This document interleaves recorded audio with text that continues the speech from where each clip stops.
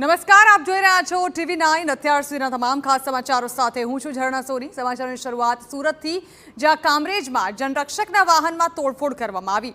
શેખપુર ગામે શ્રીહરિ સોસાયટીમાં બની છે આ ઘટના, જ્યાં દંપતી વચ્ચે ઝઘડો થતા પત્નીએ મદદ માંગી।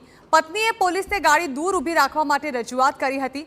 પોલીસે સોસાયટીના ગેટ પાસે જનરક્ષક વાહન પાર્ક કર્યું। ગાડી ગેટ સુધી કેમ લાવ્યા કહી દંપતીએ પોલીસ પર જ હુમલો કરી દીધો। દંપતીએ હેલ્મેટ અને પથ્થર મારી જનરક્ષકના વાહનના કાચ તોડી નાખ્યા। પોલીસે બળપ્રયોગ કરી દંપતીની અટકાયત કરી છે। પોલીસે દંપતી સામે ગુનો દાખલ કરીને વધુ તપાસ હાથ ધરી છે।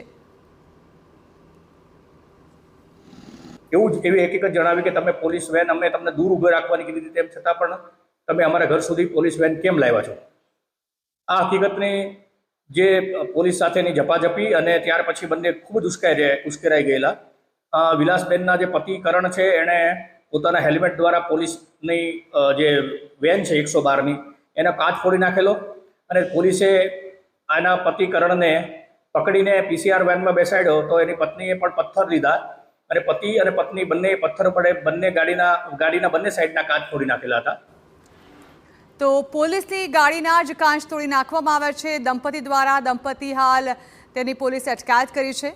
ઉલ્લેખનીય છે કે દંપતીએ પહેલાં તો જનરક્ષક ગાડી જે છે તે દૂર ઊભી રાખવા કહ્યું અને પોલીસે તેમ ન કરતા દંપતી રોષે ભરાયું અને ત્યારબાદ તેઓએ પોલીસના વાહન પર જ હુમલો કરી દીધો।